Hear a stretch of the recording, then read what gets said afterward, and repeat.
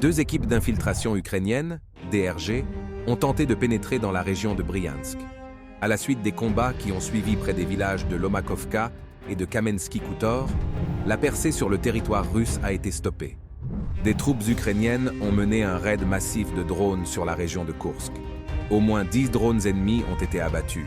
Un drone a endommagé un poste électrique à Belaya Sloboda en détruisant un transformateur. Les forces ukrainiennes continuent de bombarder quotidiennement la région de Belgorod. Les villages de Dorogozhch et de Tishanka ont été bombardés à l'artillerie.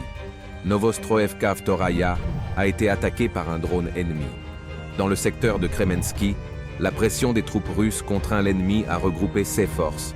Près de Dibrova, les unités russes ont stoppé une offensive ukrainienne et ont également subi des pertes près de Torsko et de Yampolovka. Dans ce contexte, les unités russes ont lancé une série d'attaques contre les positions ennemies près de Sinkovka. Une nouvelle frappe sur des ponts à proximité de Kupiansk a perturbé la logistique ennemie. Dans le secteur de Soledar, les combats se poursuivent près de Kleshchevka, Andreevka et Grigorovka. Les forces ukrainiennes ont tenté de percer la ligne défensive russe le long de la voie ferrée près de Zelenopoli.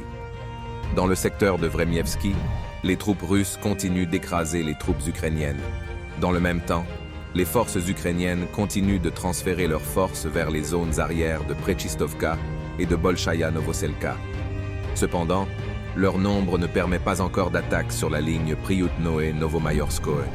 Dans le secteur d'Orekov, l'ennemi a considérablement réduit son activité. Dans le même temps, les troupes russes continuent de frapper les positions ukrainiennes près de Rabotino et de Verbovo.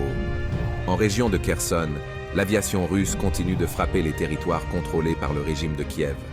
Ainsi, 2 Su-34 ont infligé des tirs sur des hangars contenant du matériel militaire et sur l'emplacement temporaire des troupes ukrainiennes à Olgovka.